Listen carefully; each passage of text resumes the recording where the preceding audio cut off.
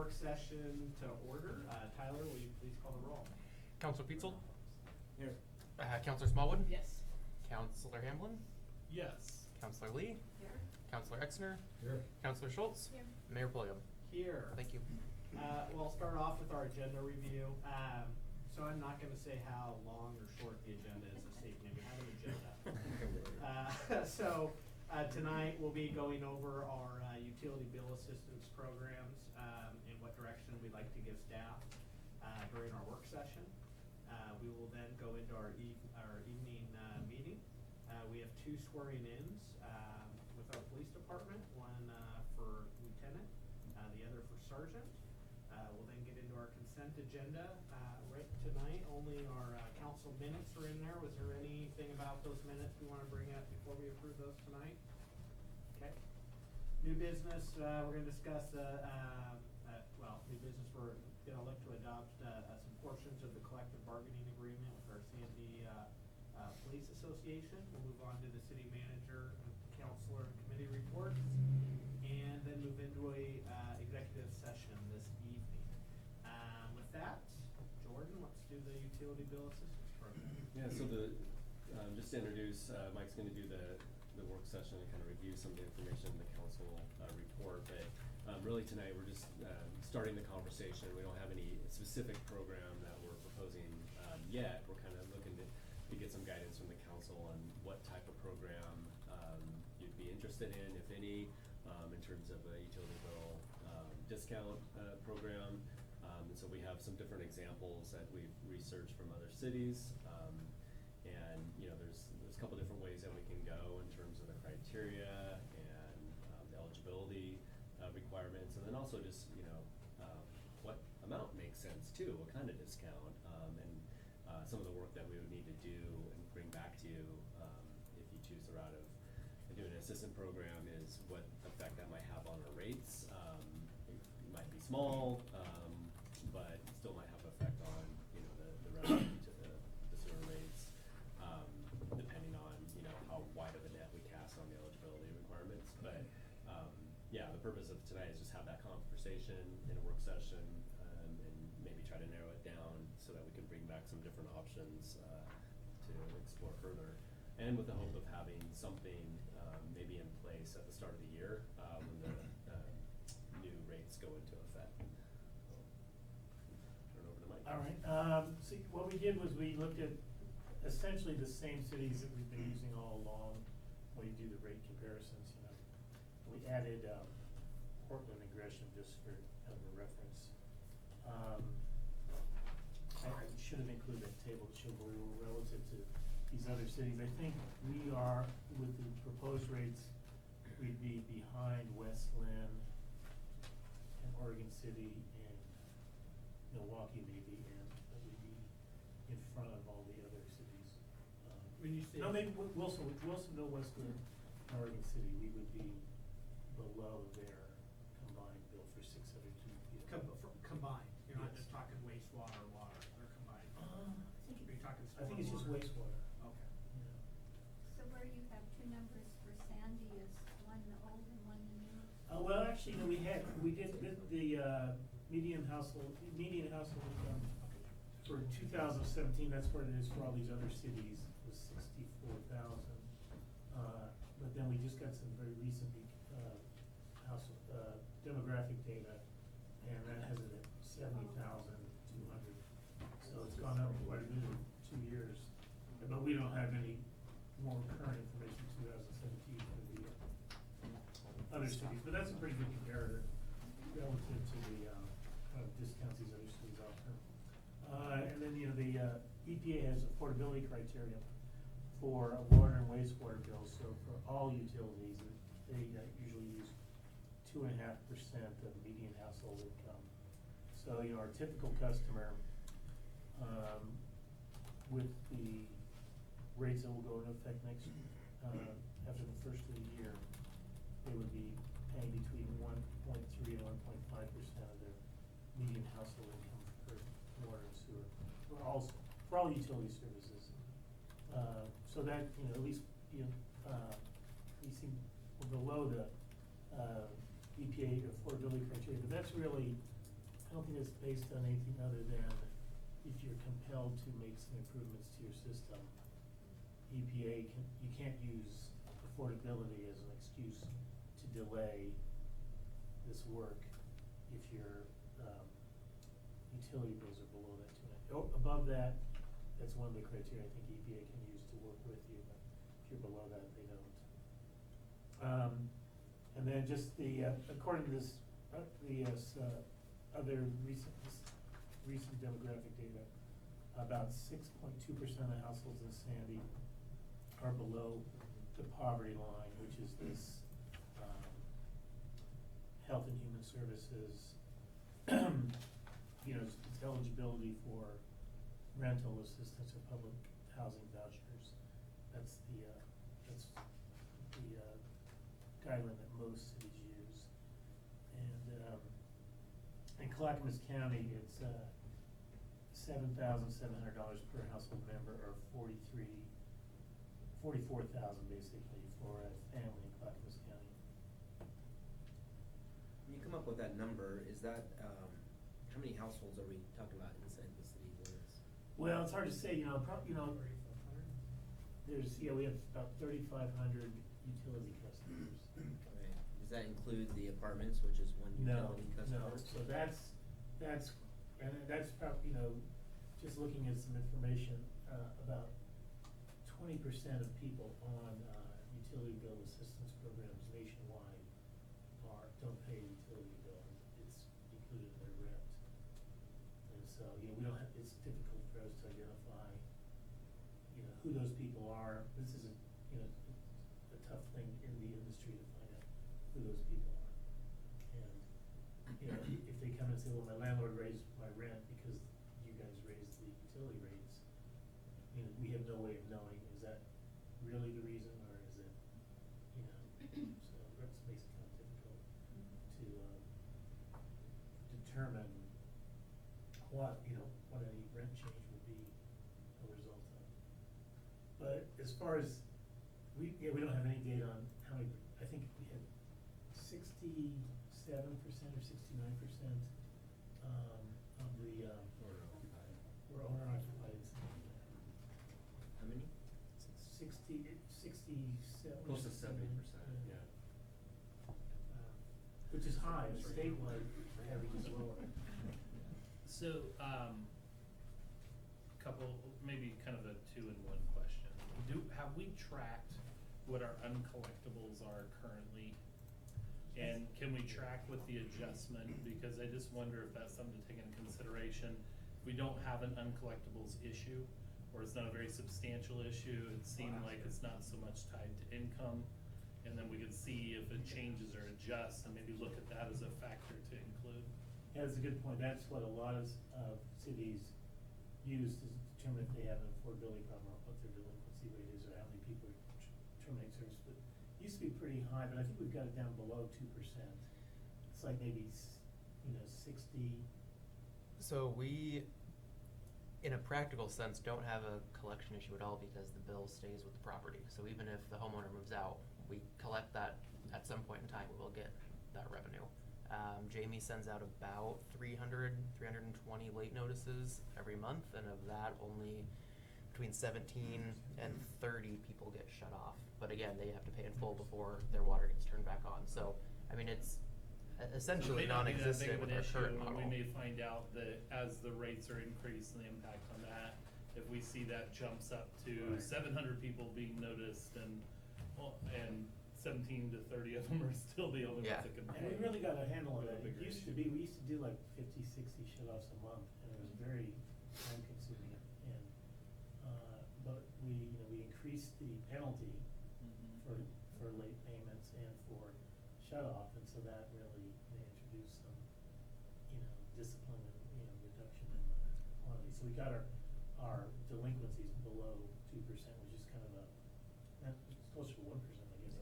Only doing 17 to 20. So maybe the thought on that is that part of this is if we're gonna invest a lot of time into building out a plan for a rate reduction, we probably don't need to invest a huge amount now because it's probably premature based off those numbers.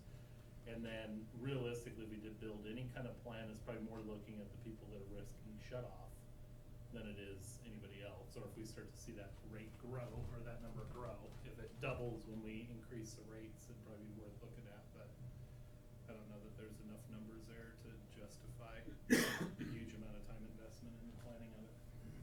So a question for Mike, how many of these apartments do we know that are actually paying their utility bills, water bills, sewer bills, rather than having it part of their rent? So there's 140 some odd apartments over here on Bluff. Are they paying utility bills, or are they just paying their It's rent? not practical to individually meter and bill 140 units. You rarely see that many Okay. multifamily dwellings where the tenant pays the utility bill. So how many apartments do you think we have out there that we don't have any idea whether they're not paying their rent on time because they can't pay their, the bill that is coming to them from the landlord that includes a utility bill? Yeah, We but won't don't the know that. landlord pay it anyways? The landlord will The pay it. landlord will pay it. They're yeah. gonna pass the cost off to the tenants potentially Right, if there's yeah. an increase, Right. so. So then, I'm sorry, Go ahead. I'm trying to think through, so then they're gonna go after the tenant for that money, the The landlord. landlord will, and we typically won't go after the landlord because he's probably got enough money to be able to pay his utility bill because it's absorbed in that particular bill for the Sure, one you pay building. for all the tenants, yeah. So we probably don't know how much going on there. Secondly, I know we've increased our penalties, which probably means those who are looking at those are weighing the difference between a large utility penalty versus a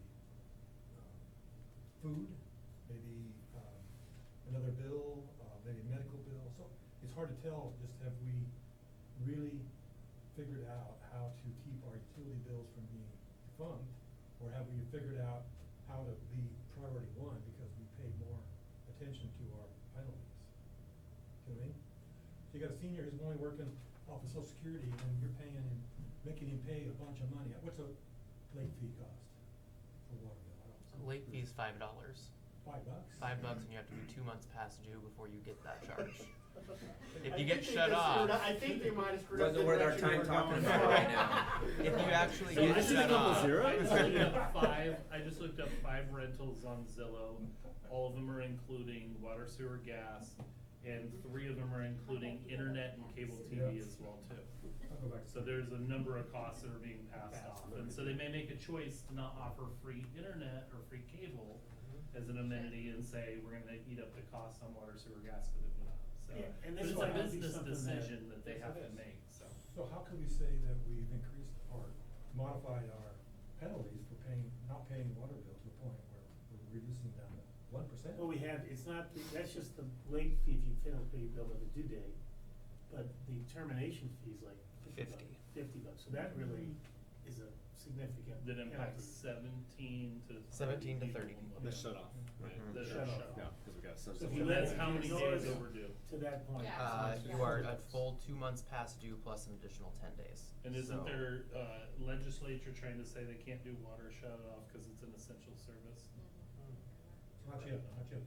There's been They're talk working about on it. it. Yeah. So if you don't pay your water bill for 2 months, you get a late fee, Mhm. and then 10 more days, you get shut off. Yeah, so you. And that's if So is we're on it it. no payment made? We're on it. I mean, the Yeah. only time we're not on Yeah. it is if there's holidays That's a involved good or Okay. So something like somewhere that. around Is it if 30 there's no effort to pay? So if they Uh, come in and give you $5, you're gonna keep them running or are you gonna shut them off? No, they would have to pay their furthest past due balance Okay, to so remain. a month back, they could stay a Mhm. month behind all the time. Yep. Now, we do have scenarios where someone will call in the day before shut off and make a payment arrangement to pay within, 5 or 7 days, and we Keep it. normally honor those unless it's a repeat person who we know is making the arrangement, and then 2 days later they're not gonna pay, and then we're gonna be sending out a guy to shut them off again. So, Sure. if there's habitual behavior, we take those, as one-offs, but from a general standpoint, we honor that, and we Sidebar work with question them for the a lot. police chief. If we gave you some of these addresses, would you be able to let us know if there's other activity that might be hindering their ability to pay their bill on time? I will say the 17 to 30 that are being shut off now, they're not the same people over and over again. They tend to either, generally speaking, be people who totally just forgot. Sometimes they're snowbirds or, you know, people that have a very free lifestyle and aren't in town. And we can fix that by getting them on e-bills or getting them set up for auto payment. We've made a lot of changes internally in the utility department to do credit card drafting now that we didn't have before. We have twice a month phone call or text message reminders that go out to let them know that they have a past due balance and they will be shut off by a certain date if it's not paid. So we do a lot of front-end legwork to try to get that shut-off number as low as possible. And that's part of the reason why it's decreased so much. Yeah, and I think just, you know, there were just people who just shined you on, you just ignored it, it was in a pile on the kitchen table, and, you know, that's how they paid all their bills, you know, until the red letter comes, you just ignore it, you know. And then, so I think we got rid of a lot of those by increasing the penalties. It wasn't an affordability issue, those people, they just ignored it, you know. So do we have like nail house examples where it's like you're shutting Granny's water off and she doesn't have food, she can't afford her medications? Like, is that a frequent story or is that more on the rare side and it's snowbirds that are out of town in Cancun for 2 months? Or just some people who just, like, cause some people just don't pay their bills. It's a mix. There's some people who are in the category that Mike just explained. There's some people who are just kind of clueless, for lack of a better word, that, you know, don't maybe pay as good of attention. Absolutely. But there definitely are, you know, a handful of single parents or single income households that we see. So I don't want to, you know, Right, yeah. Well, not that's something that's changed acknowledge too. that group. Yeah. We used to require a cash payment on the day of shut off. And so, you know, people, it was tough for people around with cash.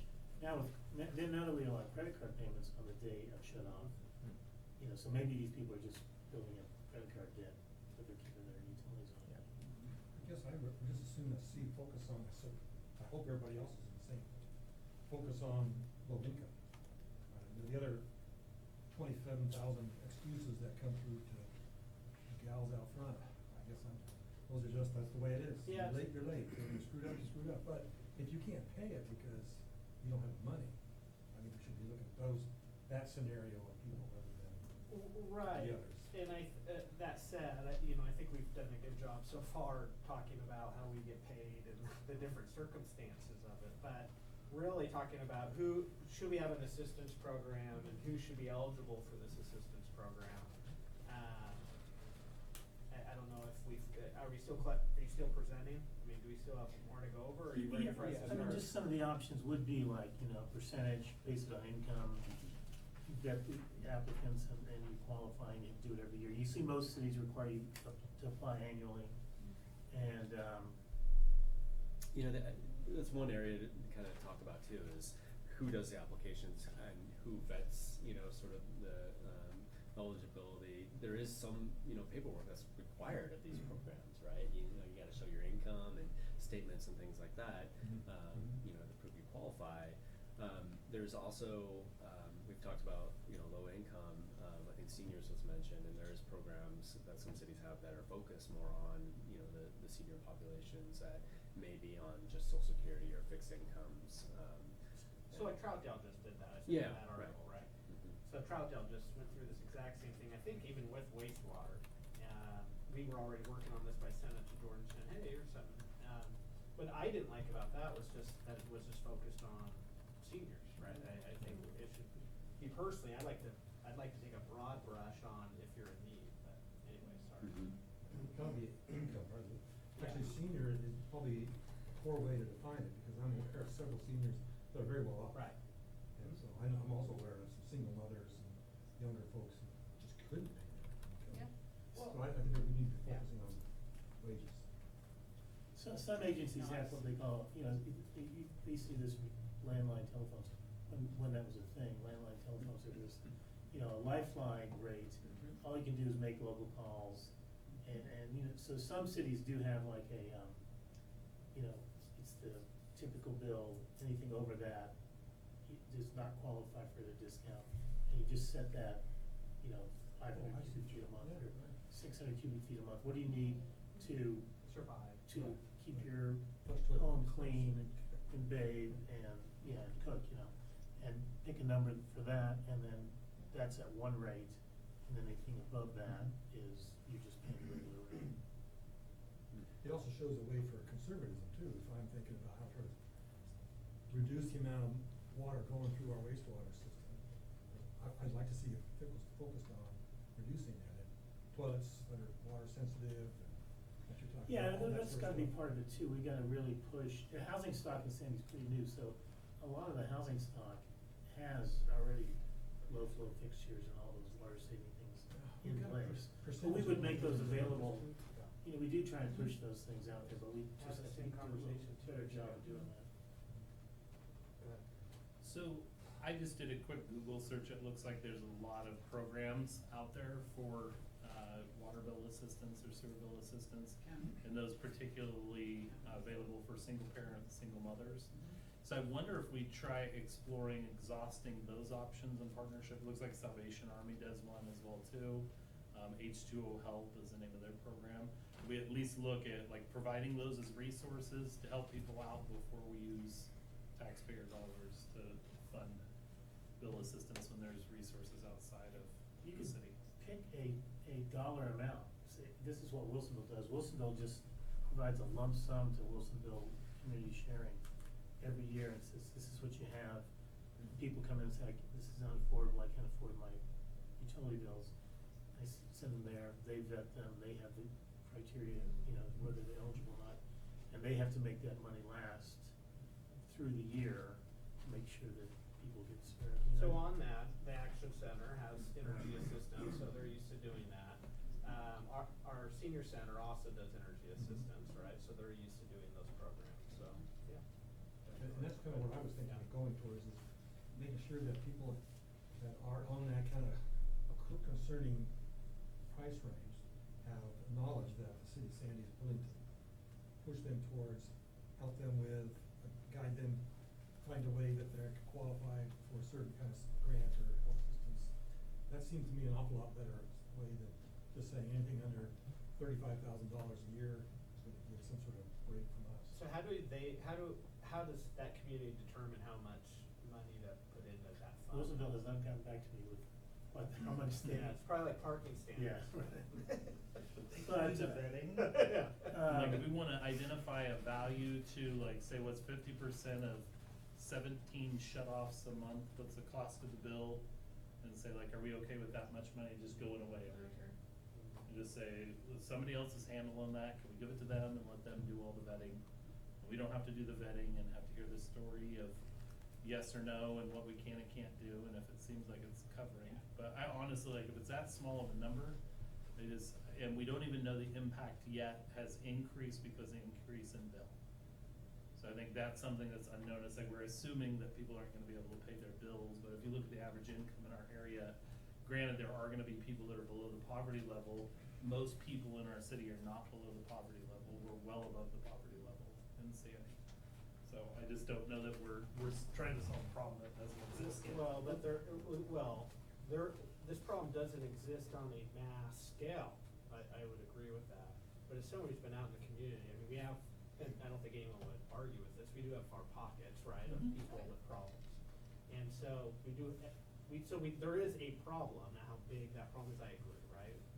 But we don't face it like a lot of other communities to this level and scale. But I still think we could have some programs in place for those that are hurting or struggling paycheck to paycheck, especially when we're going through wastewater right now. It's the start of this conversation, but I mean, you know, we just got through the green infrastructure, and we're talking about stormwater and trying to, you know, make sure that our stormwater fund is healthy. We're gonna be going through our water planning. This isn't going to be the only increase onto the utility bill, you know, as we go through this next couple of years. So in I this investment agree, cycle. I agree to a Yeah. certain extent. Where I Yeah. disagree is what our role as a city is in that Yeah. process. Mhm. So I think we have a role to be a resource and referral service out to what the community resources are, but I don't know that we're a social service Mhm.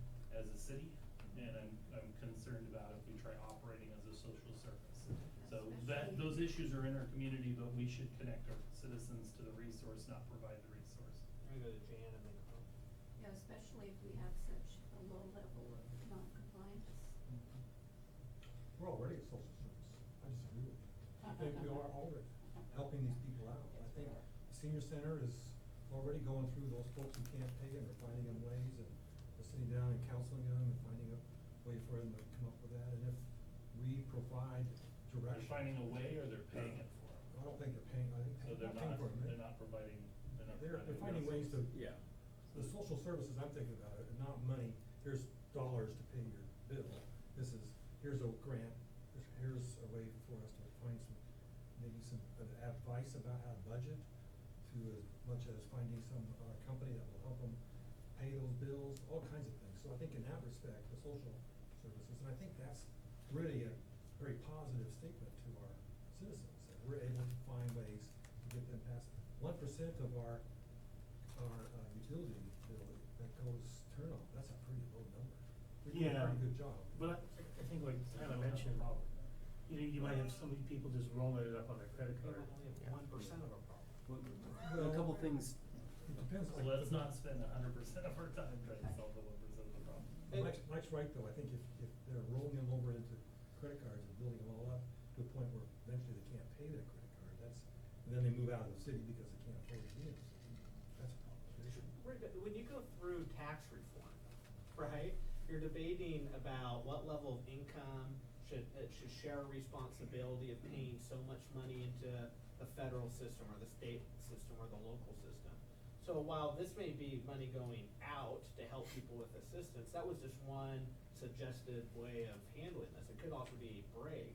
But local governments and federal governments, for that matter, are all the time trying to figure out what an equitable position would be for people to have to pay into a system or what they get out of a system all the time. I don't think today's like the first time a local government has tried to figure that out. Jen? I was just going to suggest that if we send out a notice on the water bill about what are these alternative programs, and if people have a problem, they can just check with those agencies. Yeah, the nice thing about doing the lump sum thing like Bolsonaro does is, a renter could come in and say, you know, I'm having trouble this month because my landlord raised my rent $10 a month or $30 a month, or whatever it is, because of the utility bills. And it's just assistance, I think, that the way Wilson has it set up, anybody could qualify for that, whether they're a tenant, they do pay the bill, or they don't pay the bill. You just have to come in and, you know, make your case and share your financial, you know, status with them. Couple thoughts. You know, one of the reasons we're bringing this up now is we're about to see, you know, bills go up by, you know, over $25. The average bill go up by $25. So up until now, you know, Sandy has been very, very, very affordable, and so maybe there hasn't been this sort of outcry, or, you know, I know other cities that have people coming in saying, I can't afford my bills, I can't, and we really haven't had those cases as much as just I forgot, or, you know, have other things going on in my life right now.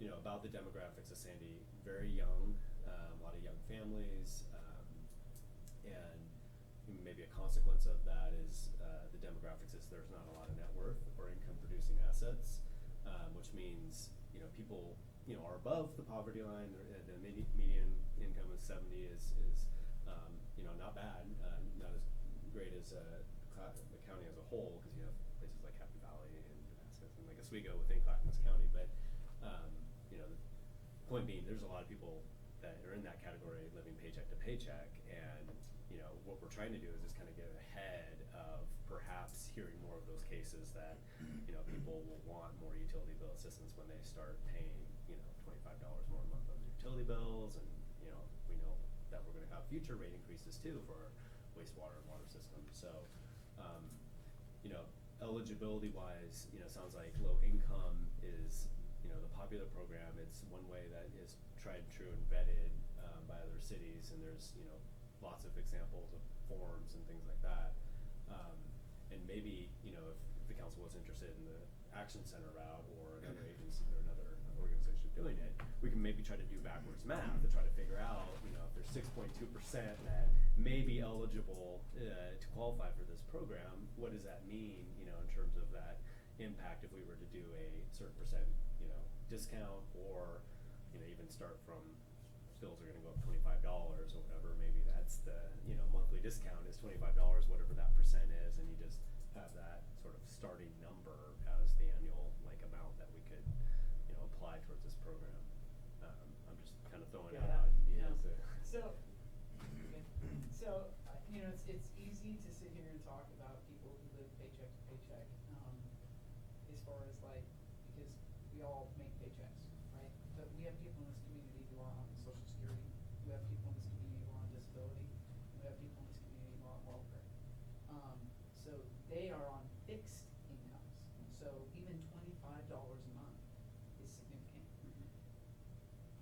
So we do have to have something in place, in my opinion, to assist these people.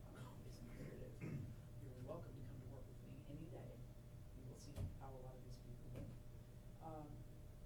So, you know, for us, for me personally, I'd like to see an income-based program. I'd like to know if the Action Center or the Senior Center, I think it's the Action Center was your suggestion, Community Center, if they think this is something that they can take on and have the time for, and if not, I would also like to see if there is a third party that we can go to and what that would cost the city. Yeah, I mean, Down that road. they do that now for, the low income energy assistance program, so Yeah. they get a little, they either get a portion of that, you know, to pay their overhead costs.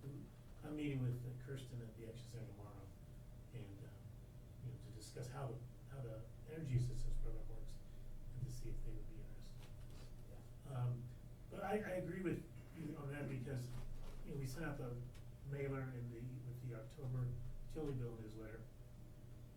We've been sending out mailers since like July saying this is coming, this is coming.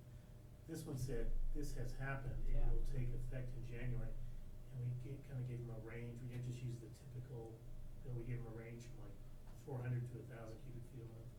Some of those were pretty, you know, were larger than $25 Right. increases. Sure. And I did have, and we had contact information, I talked to a couple people who, you know, and you can tell that they're not, that they're leveling with you, because they're not screaming and yelling at Right. you. They're just like, hey, this is really a burden, and they tell you information you really not seeking about their circumstances. Right. And so there are, like you say, there are people out there that even with $22 a month, they just don't have it. It's not gonna be there yet. Yeah, I definitely don't want the small number of shut-offs or late notices to, you know, make you believe that there's not Right. a real financial problem for some people in our community, because we definitely do hear those stories too. Now, they're coming in and paying their bill in full, whether that's, you know, sacrifice elsewhere that they're making, or they just have that money budgeted for a City of Sandy utility bill. But, you know, we do hear often that we're short on money, you know. Here again, how is the bill due again? It would seem like I was just here last week, you know, a lot of those comments. So, I mean, there is a real need, I think. It might not seem that way just because we have so few shut-offs, but there is a feedback we get. So let's say we give the Action Center $20,000, I'm playing hypothetical out, $20,000 to implement this program, and then in a year's time, they go through $8,000. So what happens with the 12? You know what I mean, that goes yeah. unused, right? Like, Either we they go keep get it for the following year and let us know, or, you know. Right, just sounds what like they may wanna parameters- market it better Yeah, I or mean, that's something. kinda where I'm going, is what, and not that we need to know that tonight, but what parameters and, you know, boundaries would we put in place? May not need to know it tonight, but that is one of the questions I was gonna ask, is what does Wilsonville do? How is there an auditing of that, how is the auditing of the program work for Wilsonville, or how would it work here? You know, all nice people, but you do have to have an auditing plan to keep honest people honest. And be able to verify that, and then, yeah, where does that money go of the extra back into the program for the following year? The other question to add on to that was, does this money come out of the sewer and water treatment or the general fund? They come out of the Right. utility. I think most of these And can it legally? are coming out of the utility subsidizing this. And we can come back, if we come back after the first year with an ordinance rate resolution, we would have time, I think, for the rate folks to look at this and say, okay, let's say, worst case scenario, 6.2% of the ratepayers take advantage of this program, and it's a 30% discount. What impact does that have on the rest of the ratepayers? And we could give you some, then you'd have that information. Okay, Bethany. Literally, my hands up first. It was. Oh, you was higher. We do, this community is very into helping each other, so could we put a donation button on our website so that if you want to whatever fund we do or do not do that could go towards other people's utility bills? Yeah, I mean, cities do have that, the voluntary, program where, even on your bill, you can check a box saying, I wanna add $10 to my bill for the, assistance program or something. That becomes, if it was in-house, that becomes another like pot of money that we have to, sort of manage and Sure. have oversight over and, is that different? Like if we did just a blanket like discount program, 10% off, 30% off or whatever, now you have a separate pot of money that, is there different rules for how we, give that money out versus just a, a discount? But if we do a program where we can go out and do an action center organization or something, then that money can just get steered there. towards that route too. That'd be a lot easier than trying to manage that. Right. You wanna let anybody go before me, before I get? You're So I guess, Oh, are you? so I work over at the college, we survey our students, 30% of our students have food and housing insecurity, so I'm well aware of the problem. But we have a food pantry at the college that's created off student fees, but we mainly provide resources to external agencies for people to use. And before really throwing down some money on this, I think we really need to understand what's out there. Cause it's like the person that's on the limited income, disability, or social security, there are resources out there.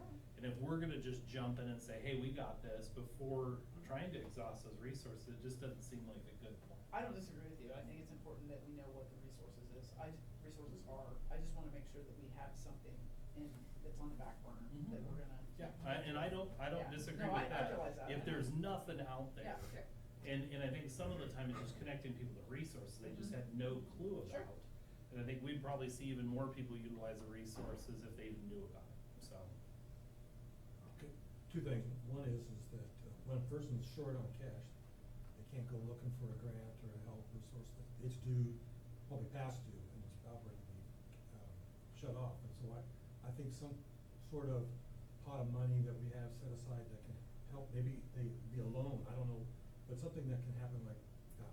Because I think they're usually typically in a rush, the water's turned off already, a day goes and pretty soon you can't flush toilets. And believe me, I've been in houses where you can't flush toilets for weeks on end and it's not very pretty. Secondly, I might bring up the idea of a certain limit of how much water is normally being spent out of it. So you got some of these bare minimum folks that are really trying hard to flush toilet once or twice a day, really making a minimal amount of water going out with the cooking and that kind of stuff. I think that line is an obvious indicator of somebody really trying to minimize their bill. Whereas you have somebody out there who's really throwing water away. For the last 3 months, I've had a leak in my pond and I've been using city water to fill that pond up, and I know it's increasing my water bill. So I shouldn't be expected to have much chance at some of this, sure this helps things. So I think those two things make some sense for me. I support listing out the resources for people, but I think if we have money to contribute to a program, it should go through an agency that knows how to work with people in these scenarios and not try to do anything ourselves. Yeah, that's a real issue. I mean, just staff time alone, and then, you end up, and then it's like, there's a third party between the city and the customer, cause you might have somebody that, you went to high school with come in and, so that's just uncomfortable for people. So I think that's what's great about the, using a third party to do this. So I'm feeling like we're all kind of landing on the same page here, which is we don't want to march towards it and say, let's, put our flag in the ground, say let's do it without looking around, seeing what else is out there first. But also kind of going down the path of being ready to go if we don't find anyone else ready to. And I don't want anybody in dire straits because they can't pay the bill. right, and we're also looking for an outside organization probably to partner with us for us to implement. Are we all on page on this one? Staff got good direction, or at least direction, whether you think it's good or not? No, yeah, Yeah. definitely narrow it down and Alright. get more details on what it looks like. Maybe like some And do some little research on the resources that exist currently. Can we look into what Bethany brought up as well too? The The donate button? I like Yeah. So I think that's a good idea. I think when I was looking at these other cities' websites, a lot of them did have that on their utility billing page. You can Just sign like up for I that. wonder if we could find out from them Yeah, see how many people, what Yeah. percentage. They partially fund their Yeah. gift to the But third that's- party too. And, you know, I bet that would be a big donor. you can always adjust these, oh, sorry. I like the Rock, idea paper, of having the box on the bill to know, you're not just on the website. Yeah, I agree. Just about, people who pay electricity for heat and for gas typically have a balance where you pay, you take the whole bill and divide it by 12, rather than, The warm plan. I think is that what it's called? I don't belong to it because I have efficiency. I'm wondering if the same thing could happen to water. I don't know, my water bill goes up in summertime, obviously, because I water grass and flowers and such. I don't know if that could be something we could do that would help somebody, because if I know I'm gonna be paying $35 a month throughout the entire year, then maybe at the end of the year I can catch up, right? A balance bill, like. Have a warm level plan. payment then. Our But I software think does you- allow for that. Yeah, I think you do find that the people who are really careful on a limited income, they're not irrigating. No. they're not. Yeah, I think, They're not. No. Carl washes they're not his green bins lawn. like 3 times a But week. you also freeze the sewer bill, or, yeah, you freeze the sewer It bill in does. the summertime. I can elaborate on What that. your winter rates were, so you aren't paying for Yeah, that. so it is, it's you kind of a end up, level. you end up not taking advantage of that piece of it. Kind of a level payment system, Yeah. at least for the sewer end. Well, one thing too, do you want, should we do this on wastewater only if we did come back with a lifeline rate or a It's all percent connected. discount? I think if you're in It's all need, you're in connected. need. Right. Yep. Should And just they're be in the there. whole bill. Except for, like Gresham doesn't allow the, a lot of cities that have public safety fees, no, that's, even though it shows up on a utility bill, that's not subject to the discount program. how does that get proportioned out to the different utilities though? Cause, I mean, would it apply to Sandy Net, you know, and then that hurts our, I would not advocate for doing that for Sandy Net. yeah, I would stick with just the water. For sewer. a couple different reasons, but I think consumption-based, water, sewer, It doesn't contribute to Sandy Net. is Cause when people reasonable, make a but- minimum payment against their bill, we have some internal policy that says, okay, this much goes to water, this much goes to, it gets paid in order. Water gets paid last because the ordinance is that if you have an outstanding water And they'll bill, always get that. you get shut off. We can't really shut off your sewer service, we can't shut off your stormwater, but we can physically shut off the water, so it's the last portion of the bill that's paid. Shut up, Sandy Net. We do shut off Sandy Net. Yeah, that turns off. Well, we brought a quilt in. There is, the only other examples out there, we can keep going on this, is that there's one time, like, every year, you get a pass or you get, some sort of amount, written off or whatever, saying, you can't, in order to not get in that 2-month category or something where you're about to get shut off, whatever, everybody gets one, per year or something. And maybe there's a cap on that amount or something, but. I want people to know about I it. know. Yeah. Administrative debt. Some communities have an annual purge Yeah. too, and I'm not for that. Yeah, I don't know, it just, I wouldn't want, like, for the people who just don't pay their bills, You get it. yeah. Some cities do that, but it's still income based. Gresham Yeah. does that. You get one One freebie, freebie in a 12-month period. it's like and maybe you in still have to December, meet they their don't pay their income water bill guidelines. because it's Christmas and they have money going elsewhere. I think we have a starting class. Yeah. How are the Gators this year? Better than the Ducks. I don't know, the Oregon State is 5-5. Yeah, Oregon State is. Thanks.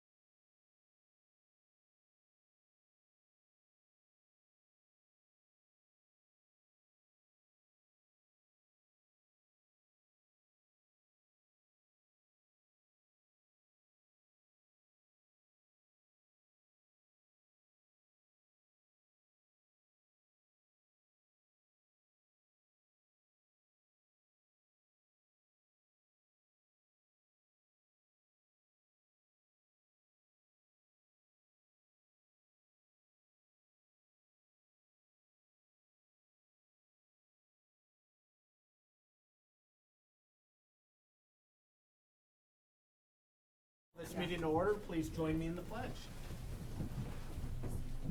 I pledge allegiance to the flag of the United States of America and to the republic for which it stands, one nation, under God, indivisible, with liberty and justice for all.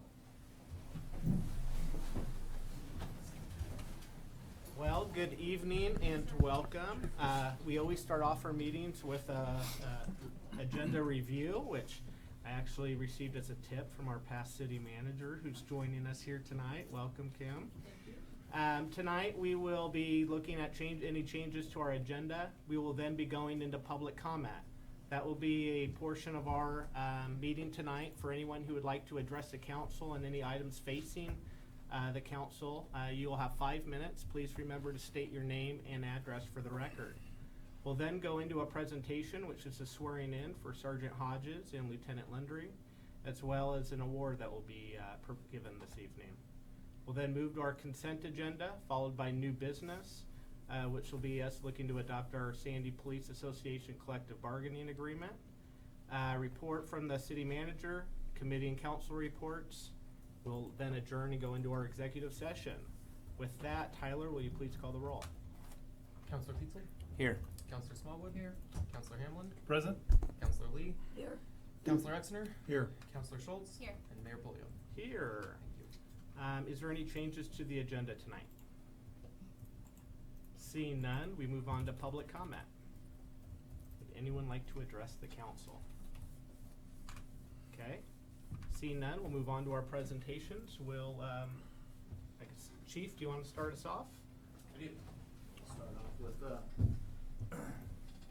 Sergeant Hodges.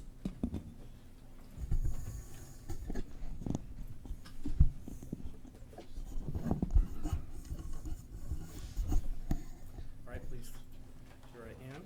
Repeat after me. I, Luke Hodges, do solemnly swear I, Luke Hodges, do solemnly swear that I will support the Constitution of the United States that I will support the Constitution of the United States and the Constitution of the State of Oregon and the Constitution of the State of Oregon and the laws therefore, and the laws therefore, and I will faithfully, honestly, and impartially and I will faithfully and honestly and impartially discharge the duties of a police sergeant discharge the duties of a police sergeant during my continuance therein during my continuance therein to the best of my ability, so help me God. to the best of my ability, so help me God. Congratulations. Thank you.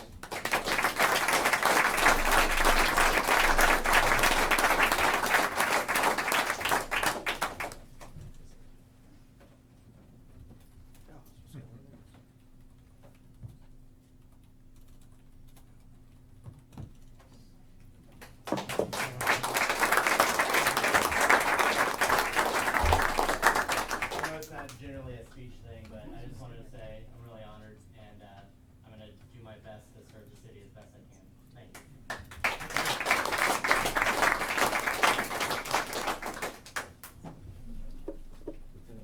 I'll try to not say Luke Hodges.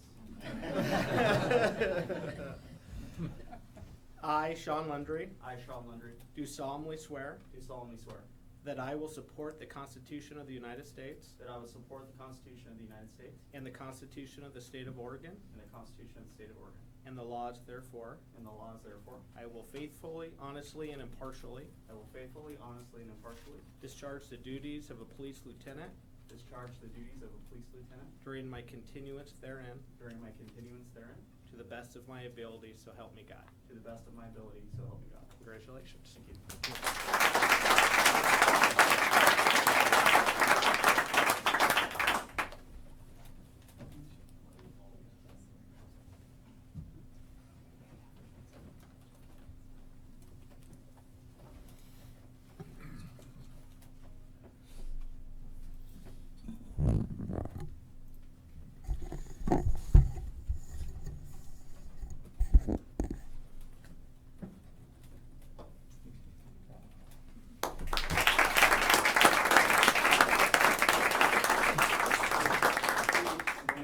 So, not to have the sergeant outdo me, I just had a couple things I wanted to say. One, I have a grandma and some aunts at home that are live streaming. They said I had to give a shout out. So, shout out. And the other thing I wanted to say is I know this is Look right up there. I want to talk to you guys specifically, though. I know that there's been some serious challenges with the budget. I know how hard you all worked for this to get the staffing levels to a point where we could, you know, be out there protecting and serving. And I know that you guys spent months and there were some really hard decisions that were made.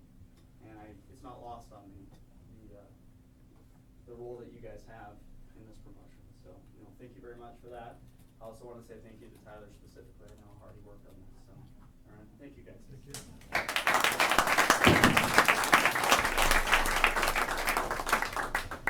Well, congratulations. This was a real honor for me and for all of us, and thank you for everything you do for our communities every day. So with that, family and friends, we're not going to make you sit through the rest of the council meeting unless, of course, you'd like to. You've got one more. You can't. Oh, do we have? Oh, we have the life-saving award. My apology, Chief Roberts. Thank you, Mayor and Yes. Council. I mean, obviously you can see why I have such great people. They're committed to this city. I ask a lot of them, we ask a lot of them, and they just continually deliver. And I'm always amazed, so I'm very lucky to have them. We're very lucky to have them. So thank you to both of them. They've really worked hard to get to where they're at. All my people work hard, and they just really put in the extra effort to get where they're at, and I appreciate that, and so do all of you. I know that. So, moving on, I have an award to present tonight to Officer Jeff Argubright, and if I may, I'm going to read this citation to accompany that award to all of you. For exceptional service to others, Officer Argubright distinguished himself by exceptional performance when, on June 10th at about 4:30 p.m., he responded to a cardiac arrest call occurring on Southeast Sunnyside Road in Happy Valley. Officer Argubright had finished his shift in our city and was on his way home at the time of the call. Officer Argubright, along with other Happy Valley officers, arrived and found a male driver unresponsive with no pulse. Working together as a team, officers started CPR and also deployed AED device. This continued until medics arrived and began advanced life support on the victim. During the stressful process, Officer Argubright and other officers had the presence of mind to notice 2 children in the vehicle as well. These children, who were obviously under duress, were taken care of with compassion and professionalism by the officers during this critical time in their lives.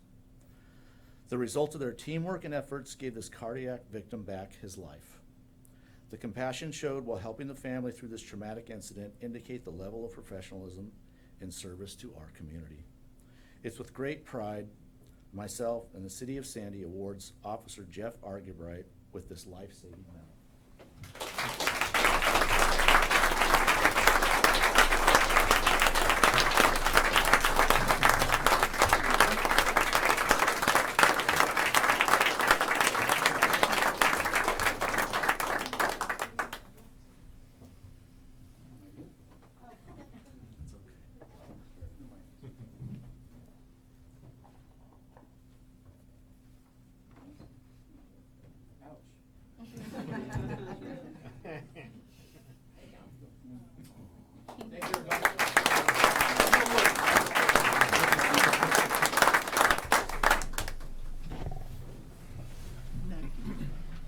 Again, thank you. Congratulations to all. Is this the time I can? Okay.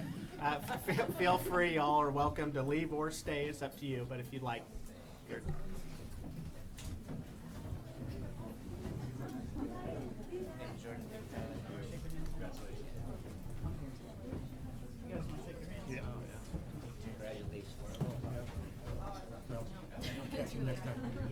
Hey, congratulations.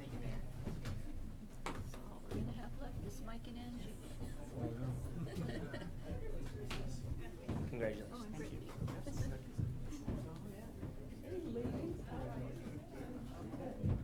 Hey, congratulations. Thank you.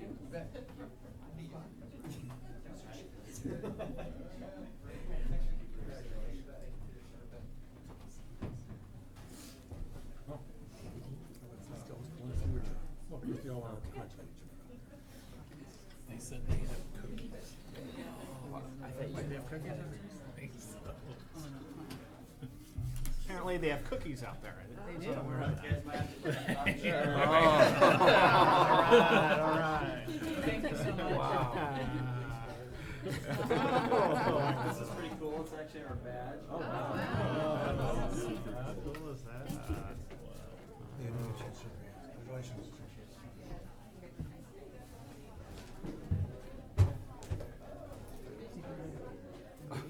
You taking that? You get it so they don't fight? All right. We'll kick it open in just a second. Moving on to our consent agenda. Looking for a motion. I'll make a motion that we approve the consent agenda. Second. And a motion that we, by Counselor Peitzel, that we adopt the consent agenda. A second by Counselor Lee. All those in favor signify by saying aye. Aye. Opposed? Motion carries. I need to abstain, I wasn't here for the meeting. Okay. Under new business, Sandy Police Association Collective Bargaining Agreement. Jordan, would you like to kick us off? Yeah, Tyler's going to give the staff report. I'll just do the introduction that this is a little unorthodox to have a MOA to basically enact the collective bargaining agreement before all the articles are complete. As the council's aware, we are going into interest arbitration on one of the articles. But what we're looking for with this approval to sign the MOA is, basically approve the contract, all the remaining articles. It shows good faith that we're working towards the agreement, and Send a couple warning shots, chief. Hey, they're having fun. They're having fun. I can Yeah. still hear him. They're okay. And honoring all the tentative agreements that we've made over the last 6 months that we've been bargaining. And I'll let Tyler kind of go into the specifics on some of the high points on the contract. Yeah, so fortunately we had a baseline pretty good contract, so there wasn't a lot of minor revisions and things like that needed to take place. As council is likely aware, we had many meetings to get sort of parameters and guidelines from you on what we could present and ultimately agree on. So I'll just go kind of in order of how they are placed in the contract, with the first being salaries. We have a tentative agreement with a 3% cost of living adjustment that we will backdate back to July 1st, beginning of the fiscal year. And then future increases will be based on CPI with a collar of 2 to 4%. So even if we see CPI jump up to 6, it'll be a maximum of 4% increase for the duration of this contract. The article following that is premium pay, and the intent behind these changes were to be in line with our comparator agencies, as well as remove any diluting effect of future raises. So FTO, field training officers, school resource officers, traffic officers, and graveyard recipients were all receiving $1 per hour for those duties. However, as they get COLAs and step increases, that dollar is diluted each year. There's a sentence in there that needs to be corrected. Yeah, there's a typo in Article Great 20. You typo. might want to You're fix. missing Unless an we're F. paying people to You're do just that. missing an F. I love it. I don't even see it, so I'll find it. Under after $10. Yes, that's Shift lovely. money.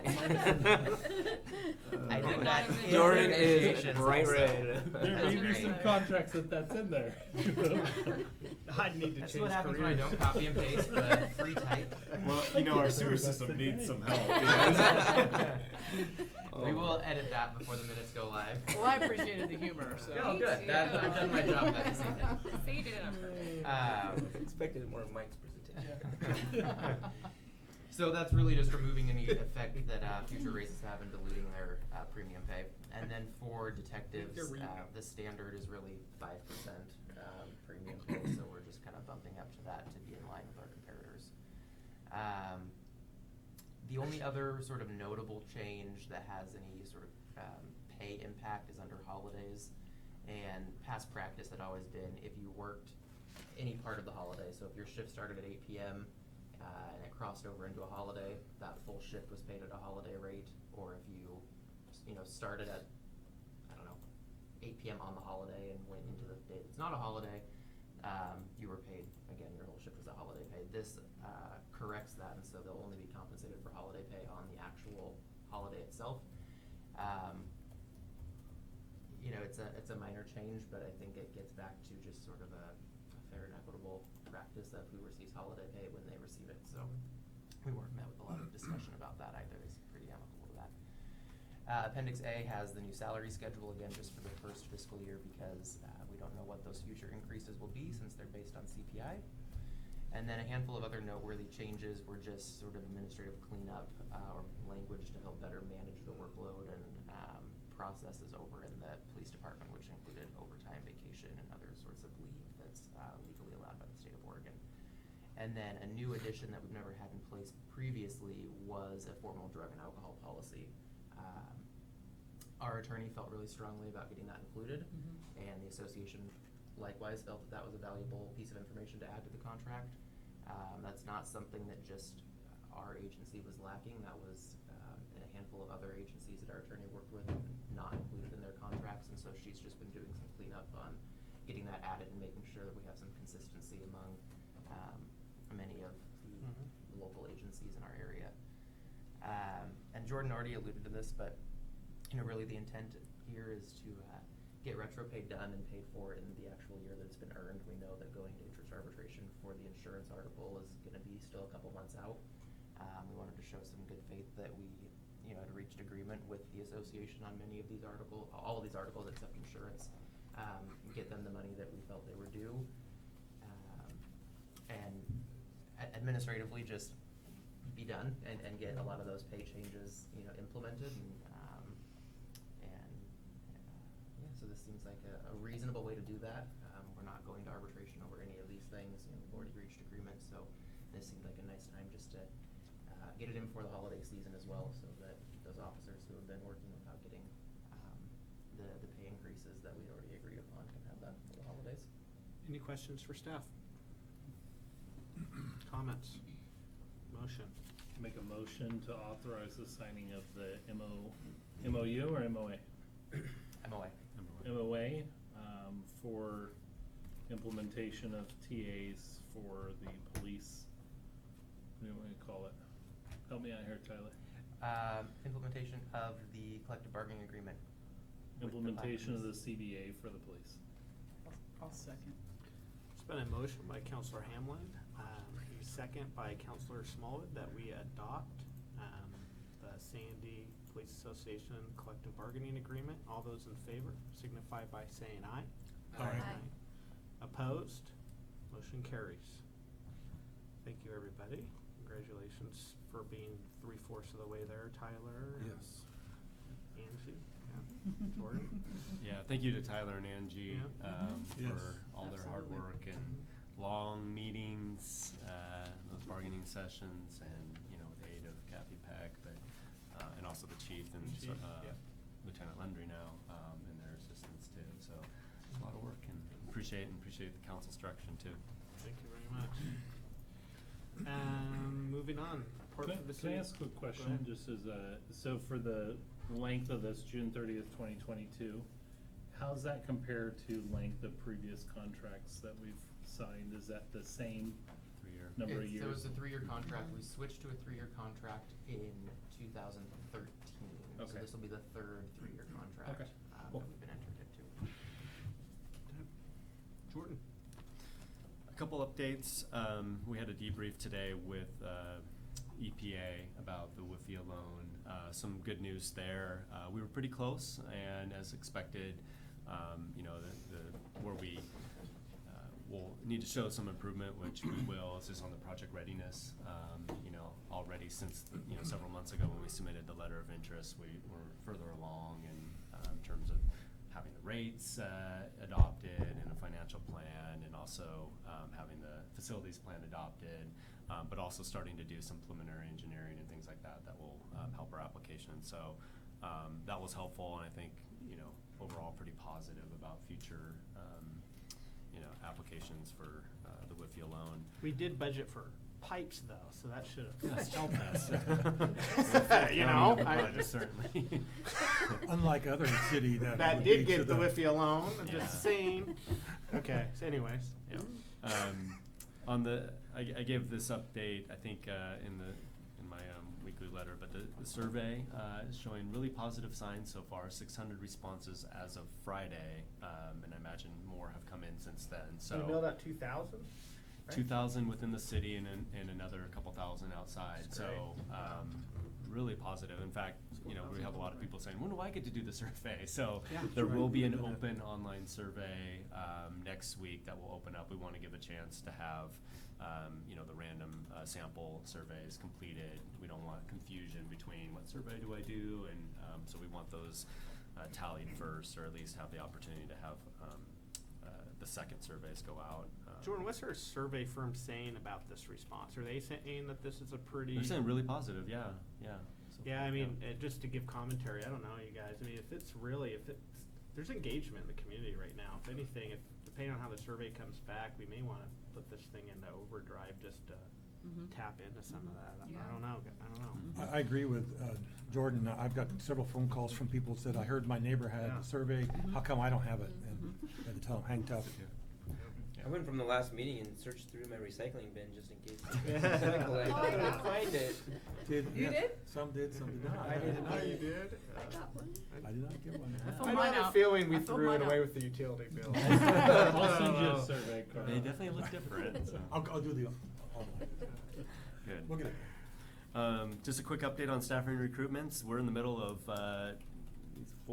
2 police officers, city recorder, and the associate planner position. So a lot of interviews coming up for some key positions.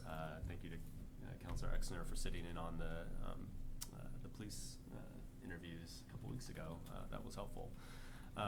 And then, so for my, you know, I'll be setting up meetings one-on-one with counselors coming up for a check-in.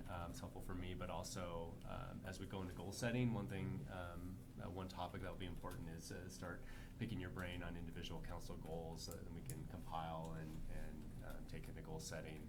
I put some dates out there for what we're thinking for the goal setting on a full day on Saturday, but also for that public open house for the chance for the public to come and speak informally with the council about goals that they have in mind. And then speaking of engagement, I think another tool that we'll use too is send out a survey, and we could do, you know, an online survey for that to ask the public to weigh in on what the city should focus on next year. So we'll try to have a couple different ways for people to get involved and engaged, and then have that input ready for you for your goal setting on Saturday, the 18th of January, I think. Yeah, okay. So thanks. That's it. I have a question on WIFIA. Do we compete with all cities regardless of size, or do they have compartmental? They're budgets supposed for to different have a size? smaller cities, and we've found out something interesting about that the program criteria, how they have the program set up, actually didn't really make any sense for them either. Welcome there to was, feds. Yeah. So we asked if there was, you know, going to be any improvements in terms of separating out small cities and having a little more assistance or technical assistance or a different application or a letter of interest process. It sounds like they're working on some tweaks for making the letter of interest process a little bit easier, but they don't know. I mean, they don't even know if it's going to be funded, you know, the next fiscal year and things like that. It's always, you know, the federal like appropriation process and all that. But no, we weren't considered as a different pool than all the other big cities. Wow. Yeah. That doesn't really make sense, but. Yeah. It was something about that June deadline. Yeah, short time frame. So rather than develop rules, they just lumped us in with everybody else. Yeah. Okay. Counselor Schultz. A couple of interesting meetings last week. One was library board. They were picking kind of preliminary choices for these upcoming task forces. I would like to thank Jordan and Tyler. They both stepped up to be involved with these task forces. Jordan on the main overarching task force, and Tyler for the finances one. I think they're going to be very helpful with that process. Sarah will also be on this main overarching task force, and then they sort of assigned board members to the rest of the committees, but we're sort of leaving it open-ended, so Jordan has that power to sort of put someone in last minute if need be. But all of the people that are interested in being involved with the task force are very qualified, very smart, very up on what is going on, and will be great additions to this process. So that first meeting is going to be informational and will hopefully happen December, January, probably January. And then after that, the next month will be another meeting that will be sort of a discussion of issues and what's going to happen. And then following that, month 3 will begin the subcommittees, and this is supposed to last through about month 18, at which point they will have a recommendation to give to the Board of County Commissioners with how they feel we should proceed. From there, I would like to, I will be, as much as I can, attending these meetings. Elected officials are not invited to be voting members, but I think if we show up, show of support, it will go a long way.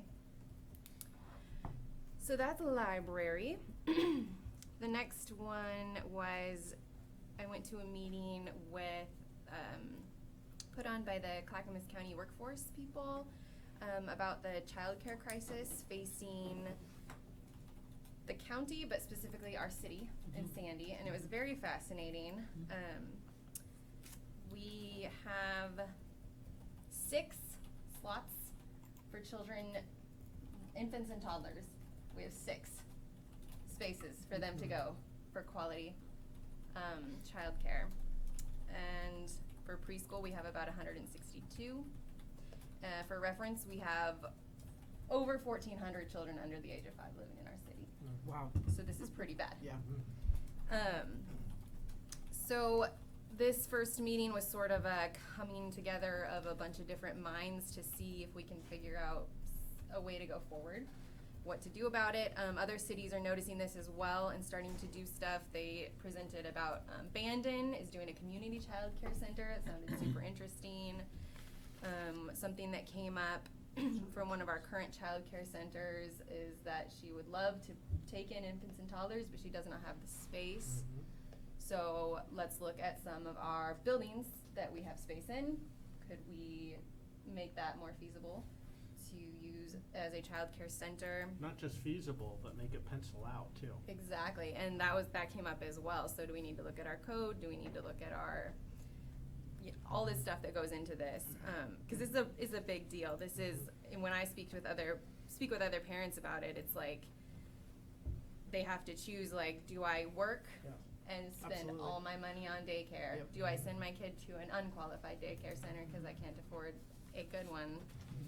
It's a big deal, and it shouldn't be something that's facing our people. So I'd like us to keep an eye on that, maybe even keep an eye on it as we are looking at plans for our community campus, to partner with these people.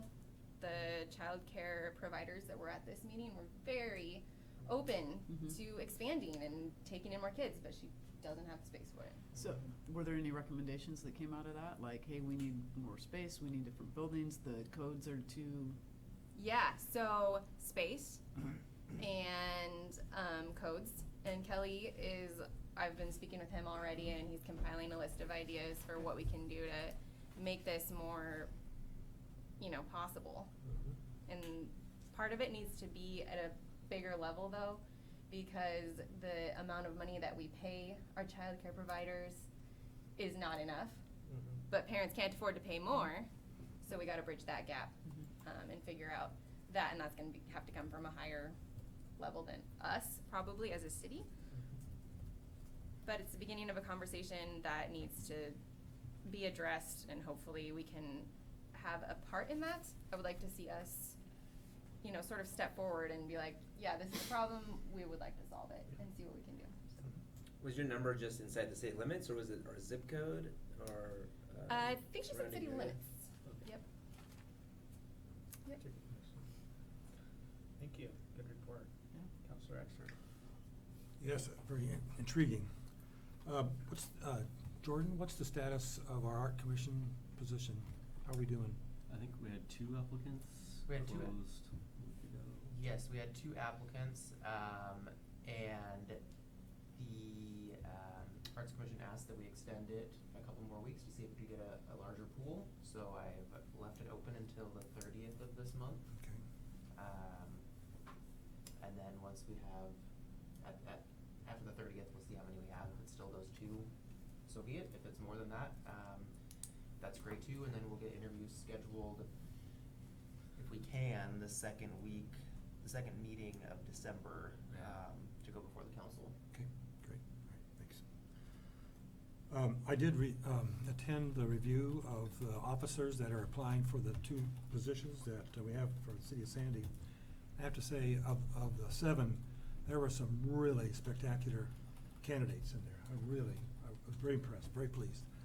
Some others didn't do so well, but we'll leave it at that. Maybe they'll learn as they go through more training and more candidating. But anyway, I'm very pleased that it looks like we got some good folks in there. I look forward to seeing some of the names show up hopefully soon. You know what? Just don't say time me frame? out loud right now, right? Yeah, no. Hey, I've already learned. I've had my hand slapped already once last month. What's the strategy for that? Do we know? So the chief will be doing 3 interviews, follow-up interviews, and then, the background checks take time, the process takes some time, but we're going as fast as we can. And so we're looking after this, first of the year. So, okay. Yeah. That's all I have. Okay. Best case scenario. I want to apologize for not making one of the meetings last week, but the reason why I didn't is it's been a very emotional week for me. Me and my wife, we had a close relative came into our household this last week with some significant issues with drug and alcohol, and just kind of surprising how that can really affect families, and how that the helps and the kind of attitude a person has when they go through those kind of things, and how the helps are available and some are not, and how we were able to find through the city. There were several folks that really stepped forward for me and my wife this past week, and I really want to just do a shout out that there are some good facilities and good counselors who have had some experience that can help that out. I still think that there are some other things that might happen. I know that there's people who are going through those kind of problems don't always have a place to sit and try to find a way to move forward on that. But it was one of those things that's a very big eye-opener for me. I've never had a chance to go through the kind of things that this individual, our relative, had to go through. The self-defacing things, the difficulties, the health issues, all. It was pretty amazing, and like I said, very exhausting. So I will say the great positive end of that is I was able to submit him to a drug and alcohol facility today. It took a while to get there and back. It's in Eugene, which is also a concerning thing. Is back here in the eastern Clackamas County, there's just not very many resources in that area that might help some of these kind of individuals. So I want to say that's an interesting week of my life that I hadn't had a chance to anticipate. So with that, I'm going to say that's it. Thank you. Okay. Councilor Lee. Yes. I got an email from PGE about a new program that they have for electric buses. And I think you guys have probably heard about it. I passed it on to Andy, but they're going to choose 4 school districts in various areas, and they'll purchase the buses, they'll install all of the mechanisms to operate them at the bus barn, etc., provide driver and mechanical training, charging infrastructure. So applications are due at the end of January next year, and those buses would be on the road for the 2021 school year. So school buses. School buses. So Jan, I heard that they were paying the difference between the diesel bus and the electric bus from the PGE rep. Yeah, it didn't say anything about that in the Okay. details, but that could be the I know it. case. Eric, tell you that? No. So this comes from the clean fuels bill. There's credits that PGE gets as a result of that bill. Do you know if we're going to be applying for that? Have you heard? Would we apply for that, or would the school district? I don't School think district. we- Oh, right, I don't I'm think- sorry, I was thinking of something, I was thinking of my second thing. We can apply for it, though. Yes. The other thing I had was I also attended the childcare program along with Bethany and Kelly and Tyler, no, not Tyler. David. No, right there. Me, Yeah, okay. that's Tyler. Right, we're there. So I thought it was a very good meeting. There were a lot of people from different backgrounds, governor's office, state, federal agencies, and a lot of local people. So I think that that will be a great program, and they're looking at Sandy and Estacada as places where they might do some work to start off. And all of the things that Bethany said, I also had in my notes, but what I thought was really interesting is that childcare in our community runs on the average of $14,400 a year, which is really a big chunk of someone's income. Nationwide, 20% of people's income goes to childcare. And the other thing I thought was really terrible was that our children are our greatest asset, but we're only on the average paying $10.25 an hour to people who take care of them. One thing I thought about, we've had the watershed councils come and present a couple of times. The Clackamas County Soil and Water Conservation District actually covers the whole county and provides conservation and programs to both rural and urban people in the county. And I'm wondering if we could invite them sometime. I'm on their board, and we're just opening our new building. We're actually moving next week. Had a 10,000 square foot building built down by Beaver Creek. The problem that we have is our district manager, who's been there 10 years, is leaving at the end of the year. So I don't know if we have any opportunity to have him come and speak before the end of the year. If not, we'll have to wait a while till we get a new manager. So tomorrow I'm going to talk to the House Water Committee on behalf of all of the conservation districts around the state and the kind of work that they're doing. Wonderful. All right, thank you. Yeah, I think that'd be great to extend that invite, so. Okay, Counselor Hamlin? Okay, couple things. Mentioned this earlier, but the Sandy Light Show will be kicking off lights on November 30th. The mayor's going to talk about the tree lighting, but I'll add a little piece when you talk about that. We're going to host a party with Sandy's Helping Hands on December 20th. You're all invited. We're going to likely do canned food collections. We might also do pet food collections that stay locally and support locally as well too. Santa will be there, hot chocolate cookies. I missed our last meeting as I was in DC. Did get a meeting with Senator Merkley. He did, and it was hot off the press too, that we got denied on the WIFIA loan, and he said he and his team are in support of us going out for this for a second round. So his dossier was ready to go when I walked into the room. So yeah, I had a colleague with me, and they'd never done that before, and we're kind of surprised like how much they dig up on you before you go meet with them. It's like, oh hey, what's up you? We know you didn't get the WIFIA loan. It's like, oh, good work. He had like 20 pages too, so it was kind of like all my arrest records. So, and last week didn't attend the OTSD or the community campus tour. I had another obligation that evening, but I'll save the other piece for when you talk about the tree lighting. All right. So thanks to everybody for the campus tour. That was very informative. Appreciate it. We had a Parks Advisory Board meeting last Wednesday. Bethany, you'll be glad to know that your Bornstead shelter is moving forward, and construction will be possibly starting the end of this week, maybe first part of next week. At least that was kind of on the itinerary. And there may be some possible small ones going out at Bluff, but there's no money for anything large, so they were looking at some other ideas for that, but stay tuned. I learned this morning that a hospital in Westland that we do some business with is giving people free taxi ride and 2 nights at our Best Western Hotel. And then they are kicked out on the street after that with nowhere to go.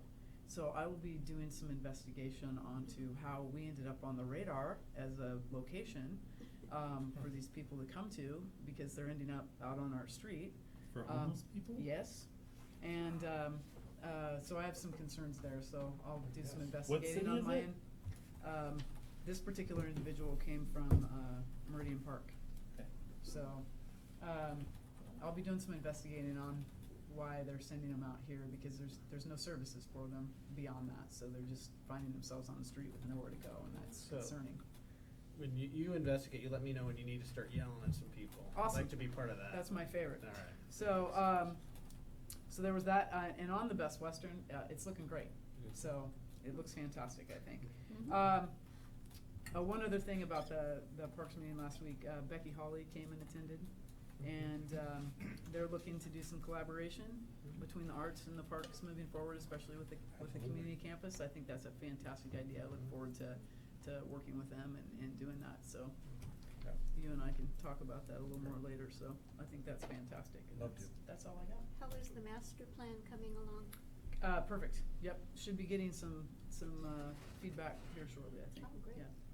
We'll have I think we're gonna have our kickoff meeting with, Yeah. We're forming a task force right now that, or technically, a technical advisory committee Right. with, different folks, and I think it's gonna be the first week in December, is the kickoff meeting? I believe that's what they'd said. Yeah. Yeah, okay. Counselor Pizzo. All right. Well, we did a walkthrough of the community campus last week, so thank you, Jordan, for getting that all put together, and hopefully that was helpful for some of the newer members of the council that hadn't seen that before. I know seeing it again is always helpful, even though I used to work in the district and saw the building all the time, but it's nice to always refresh your memory, so appreciate that. The Economic Development Board is coming together, and we've got some things coming down. Hopefully in the next meeting or so we can bring out more information, but members and that, and we're just in contact with some of those people now, so more to follow on that. And I'll be chairing the Oregon Broadband Advisory Council on Thursday, so down in Salem. As part of my duties as the vice chair of that committee. And then I will not be at the next meeting. I'll have a conference for work to be at in December. So. Oh, okay. We'll miss you. For me, for committees, so C4, a lot of you got my message on 362nd paved shoulders from Skogan to 211. And so right now that on the list of projects to be funded for vehicle registration fee for the city's portion of that, we're at the top of the list right now for that. So that's around 800,000. The other two projects we're trying to get to about 1.4 each year is what that fund is going to accumulate each year, and Estacada Malala are the other two. So it's good to see some money going out to some rural communities. Excuse me. Yeah. Weren't they gonna straighten that turnout as well? That Skogan turn? That's well, they're actually working. Kelly, were you the one that met with Clackamas County staff on our priorities for this? Yeah. And so on that project, are they looking at straightening some of that as well, or just doing that? Okay. It's probably more than 800,000 straight. Well, I was gonna say $100,000. Yeah.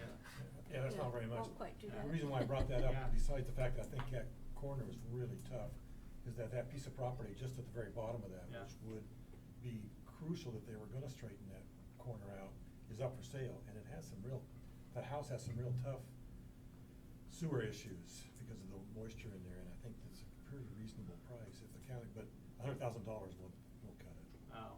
Huh. But it's Oh. an opportunity. I don't know if that would come together for them, or if that's something that, because if the straightening isn't a part of that project, this probably will mean that house will sell, and they'll probably develop it, and it'll be a lot harder to take Yeah. that. Well, it's Todd. Yeah. Okay. Community campus, us that did the tour, I thought it was great. I think you guys, the counselors that didn't make it, I think you have a pretty good sense of our assets that we have there. And I think it leans to information is power, and as we get our survey results, it's just good to have as much information as possible to make our decisions. Jeremy mentioned the Economic Development Committee. We are finalizing just some of the final yeses to that, but that's really kind of taken shape. And David, I know, has reached out to the committee about meeting days and times and all that will work out. So we should be announcing our first kind of official meeting for that committee here real soon. We're very excited about that. Impressive committee. Yeah, it is. Yeah, we're excited. On that, council rules, Councilor Exner, you brought that up at our last meeting. Yes. I had a chance to review them over the weekend. Jordan, would you mind sending me the work that was done before you and I kind of got sworn in and took over? That was the last council was looking at for suggested changes. Is that the document that has the edits on it? Yeah, I'd like to use that as a starting off point, and what I'm gonna do is just take a look at it, come up with some suggestions of my own. Then I'll work with staff and kind of have some back and forth and try to start getting something in front of council here real soon. So I know a lot of us have had some one-on-one conversations about different aspects of the Right. rules and trying to take all of that into consideration during our chat. So, okay. Sandy, senior and community services, very busy time for them. But I would like to get on our radar a work session for our senior and community services probably after the holiday season. Just came up in our work session today. One aspect of what they do, I know with young children, I'm getting asked all the time from community members, why does our recreation department do this or that? And just be good to have some of that knowledge, know what's going on there, and to just really have that be an informational setting about, not just because we talk to them during the budget cycle about budgetarily, but not really what they're doing in their services in the community. So I'd like to get that on our radar screen. Then we're hitting the holiday season, so just a couple quick events. Sandy Community Action Center, they're doing their Thanksgiving baskets. They're unpacking and packing this coming Sunday. The unpacking is at Abundant Life Church. The unpacking's from 1 to 3, and then the packing is from 3 to 5. John mentioned the holiday tree lighting coming up Friday, December 6th. Starts at 6 o'clock. I'll officially light the tree at 7. We'll have the treats and hot cocoa from local establishments. Sandy High School Choir will be there. There'll be trolley rides, I believe, going over to your place, right? Yep, into our neighborhood.